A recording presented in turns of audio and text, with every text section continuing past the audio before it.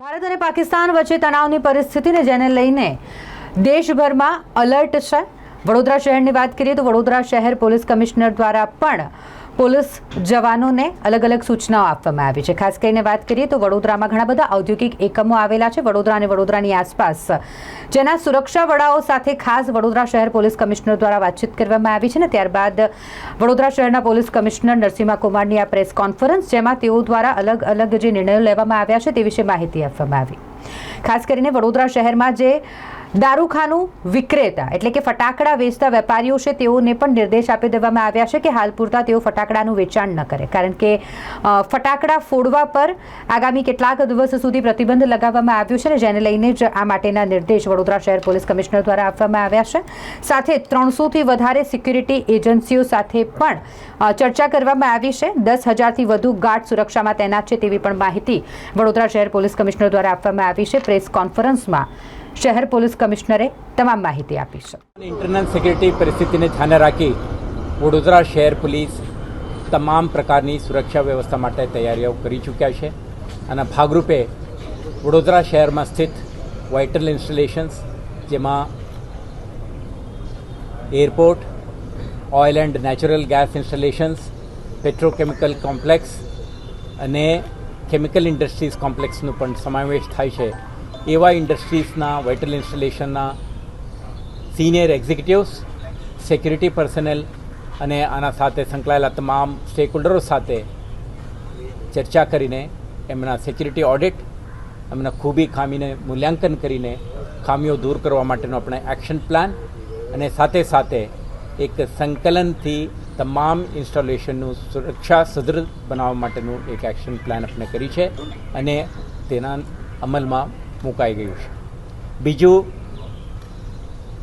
વડોદરા શહેરમાં 300થી વધારે ખાનગી સુરક્ષા એજન્સીઓ, જેમને આપણે private security agencies registered under the private security agencies regulation act 2005 કહીએ છીએ, તેઓના હસ્તકમાં મેન્ડ સિક્યુરિટી ગાર્ડ અને કેશ વેન સર્વિસીસ ખાસ કરીને ઉપલબ્ધ હોય છે।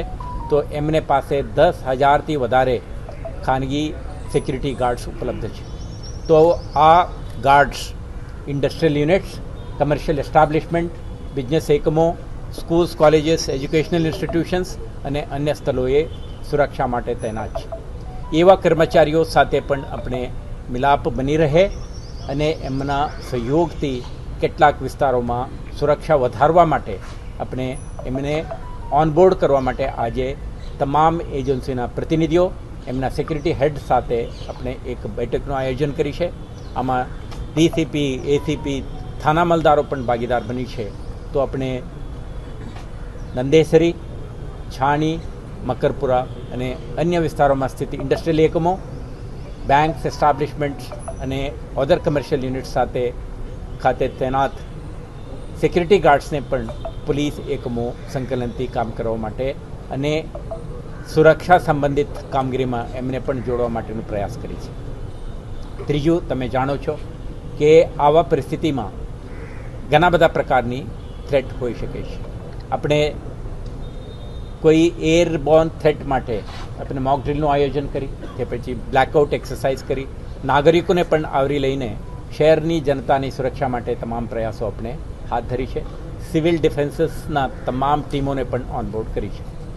આજે તમે જોઈ શકશો કે આપણા કાઉન્ટર ટેરર ઓપરેશન્સ માટે પણ આપણે પ્રિપેર થઈને દરેક પ્રકારની ચેલેન્જીસને પહોંચી વળવા માટે ક્રાઇમ બ્રાન્ચના ચુનંદા અધિકારીઓ, સ્પેશિયલ ઓપરેશન ગ્રુપના ટીમ, પ્રિવેન્શન ઓફ ક્રાઇમ બ્રાન્ચના ચુનંદા અધિકારીઓની ટીમ, BDDS, QRT અને ડોગ સ્ક્વોડના ટીમો અને એમના તમામ ઇક્વિપમેન્ટ, મોબિલિટી અને અન્ય પરિબળોથી સુસજ્જિત કરીને આપણા સ્ટ્રેટેજિક લોકેશનમાં તૈનાત કરીને કામગીરી કરવા માટે આજે આપણે ડિટેઇલ્ડ પ્લાનિંગ અમલમાં મૂકી છે। અને તમે જોઈ શકશો આવતા કલાકોમાં કે શહેરના કોનામાં વ્યૂહાત્મક સ્થળોએ આપણા પોલીસ અધિકારીઓ, કર્મચારીઓ આવા ઇક્વિપમેન્ટ, ટૂલ કિટ્સ અને હથિયારોથી સુસજ્જિત થઈને શહેરના સુરક્ષા પૂરી પાડવા માટે તૈનાત થઈ જશે અને કાર્યરત થઈ જશે। તે ઉપરાંત શહેરમાં આપણે દરેક જગ્યાએ પોલીસની હાજરી, વિઝિબિલિટી અને ડોમિનેશન બની રહે તે માટે આપણે ચેકપોસ્ટ, ચેકિંગ, વાહન ચેકિંગ, ફૂટ પેટ્રોલિંગ વગેરે પણ આયોજન કરી છે.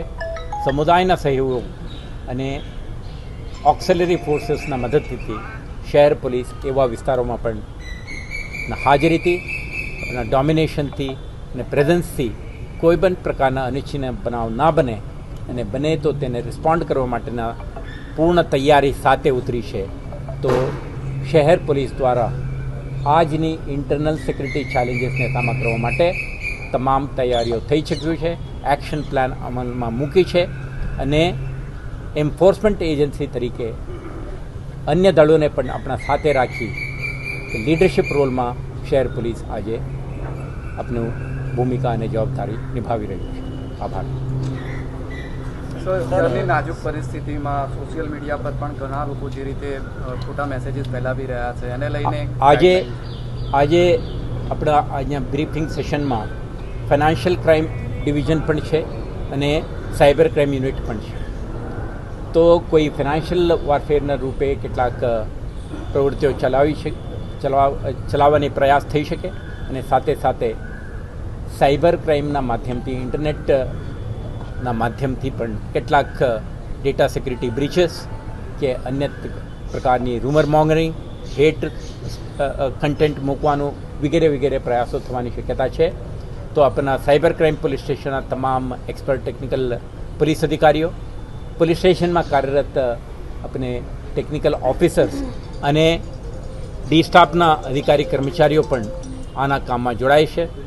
તો આપણા સાયબર પેટ્રોલ, વાંધાજનક કન્ટેન્ટની શોધ, આવા પ્રવૃત્તિને પાછળ રહીને જે કંઈ criminal anti social, anti national elements કાર્યરત હોય તો એમને આઈડેન્ટિફાય કરવા અને ટાર્ગેટ કરવા અને આવા કન્ટેન્ટને દૂર કરવા માટેનું પણ આપણે તરફથી આખું સિસ્ટમને અમલમાં મૂકી છે. શહેરીજનોએ શું નહીં કરવું, શું તકેદારી રાખવાની? શહેરજનો આજે આવા પરિસ્થિતિઓમાં દરેક નાગરિક જાગૃત રહે અને જાગૃત રહે અને કોઈ પણ અનફોલ્ડિંગ સિચ્યુએશન બાબતે સિવિલ એડમિનિસ્ટ્રેશનને, એન્ફોર્સમેન્ટ એજન્સીઓ સાથે ઇન્ફોર્મેશન શેર કરે, આ જરૂરી છે. તો તમારા વિસ્તારમાં તમે કોઈ સસ્પિશિયસ એક્ટિવિટી ચાલતું હોય, જેમને તમે પંચાવતા ન હોય અને પ્રથમ વખત જોઈ રહ્યા હોય અને એમના ઉપર તમને શંકા લાગતું હોય એવા કોઈ પણ પ્રવૃત્તિ કે એક્ટિવિટી બાબતે તમે 100 કે ડાયલ 112ના માધ્યમથી કંટ્રોલ રૂમને જાણ કરી શકશો યા નજીકના પોલીસ આઉટપોસ્ટ, ચેકપોસ્ટ કે પોલીસ સ્ટેશનને, પોલીસ અધિકારીને સંપર્ક પણ કરીને જાણકારી પૂરી પાડી શકશો. તમે આપણા પોલીસ વિભાગના એક્સટેન્ડેડ આર્મ્સ એન્ડ તમે આપણા આઈઝ એન્ડ ઇયર્સ છો. તમે જે પ્રવૃત્તિ તમારા વિસ્તારમાં ચાલે છે તે અંગે આપણને જાણકારી પૂરું પાડો અને રાષ્ટ્રીય સુરક્ષાના પરિપ્રેક્ષમાં તમારા નેબરહુડમાં ચાલતા અવૈધ કે સસ્પિશિયસ એક્ટિવિટી અંગે પોલીસને જાણ કરતા રહેજો એવું આપણે અપીલ છે. આ એક્સરસાઇઝ ઇન્ટરનલ સિક્યુરિટીના જરૂરિયાતના હિસાબે આપણે વખતો વખત મોડિફાઈ થશે, રીડિપ્લોય થશે અને રિવર્ક્ડ સ્ટ્રેટેજી મુજબ કામ કરવામાં આવશે. આજની તારીખે કેટલાક કોન્ટેક્ચ્યુઅલ સિક્યુરિટી અરેન્જમેન્ટ આપણે ઇમ્પ્લિમેન્ટેશનમાં મૂકી છે. જ્યારે મોડિફાઈ કરવામાં આવે, રિવર્ક કરવામાં આવે, વખતો વખત તમારા માધ્યમથી સ્થાનિક જનતાને, શહેરજનોને આપણે જાણકારી પૂરી પાડીશું.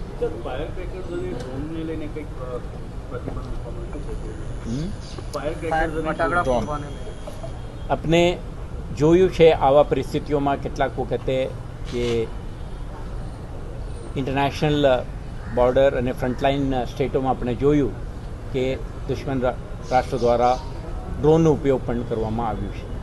તો કેટલાક પ્રકારના ડ્રોન આપણા આજની તારીખે થ્રેટ ટુ નેશનલ સિક્યુરિટી હોઈ શકે અને ધ્યાને રાખી ગુજરાત સરકાર દ્વારા ડ્રોનને પ્રતિબંધ કરવા માટેનું આયોજન કરવામાં આવ્યું છે. એ જ રીતે ક્રેકર પણ કેટલાક ડિસ્ટ્રેક્શન માટેનું કારણ બની શકે છે. તો ઓલરેડી આપણા પોલીસ સ્ટેશન કક્ષાએ જે ક્રેકર ડીલર છે એમના સાથે આપણા ડાયલોગ પ્રોસેસ ચાલુ છે. એમના વેચાણ ના થાય, ખરીદી ના થાય, ઉપયોગ ના થાય તે માટે પોલીસ જાગૃત રહેશે. એ જ રીતે તમારા માધ્યમથી આપણે દરેક ફોટોગ્રાફર, વિડીયોગ્રાફર, ડ્રોન યુઝરને પણ આપણા જાણકારી આપવા માંગીએ છીએ કે રાષ્ટ્રની હિતમાં, સુરક્ષાના હિતમાં, શહેરજનોના હિતમાં આવા પ્રવૃત્તિથી તમે દૂર રહો અને ડ્રોનનો ઉપયોગ કરતાં તમે રિસ્ટ્રેન કરો અને કોઈ પણ એવા પ્રવૃત્તિ આપણા ધ્યાન ઉપર આવશે તો પોલીસ ઇન્ટરવીન કરીને કાર્યવાહી કરશે. એવા પરિસ્થિતિ ના બને તે માટે તમે જાગૃત રહો એવું આપણા અપીલ છે. સર, આપણી પાસે એસઆરપી છે, આપણી પાસે હોમગાર્ડ છે, આપણી પાસે સિવિલ ડિફેન્સના માણસો છે, એ પર્યાપ્ત નથી એટલે આ પ્રાઇવેટનું સત્તર નહીં.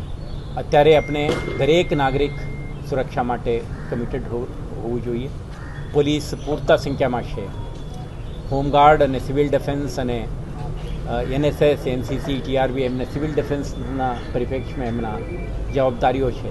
પરંતુ પ્રાઇવેટ સિક્યુરિટી એજન્સીઓ પણ કેટલાક ઇન્ડસ્ટ્રીયલ એકમોમાં ઓલરેડી ડિપ્લોય એમના આપણે જાણકારી એમના સાથે બહેતર રીતે કોઓર્ડિનેશન અને સંકલનથી શહેરના સુરક્ષા વધુ સુદૃઢ કરવા માટેનો પ્રયાસ છે. તેમને આપણે કોઈ નવા પ્રાઇવેટ સિક્યુરિટી ગાર્ડને તૈનાત નથી કરતા. જે લોકો ઓલરેડી ATMમાં, બેન્કોમાં, ઇન્સ્યોરન્સ કંપનીઓમાં, ઇન્ડસ્ટ્રીયલ એકમોમાં, કમર્શિયલ એસ્ટાબ્લિશમેન્ટમાં તૈનાત છે એમના સાથે આપણા સંકલનથી, કોઓર્ડિનેશનથી સુરક્ષા વ્યવસ્થાને વધુ સતર્ક બનાવવા માટે, જાગૃત કરવા માટે, સ્ટ્રોંગ બનાવવા માટે આપણા પ્રયાસ.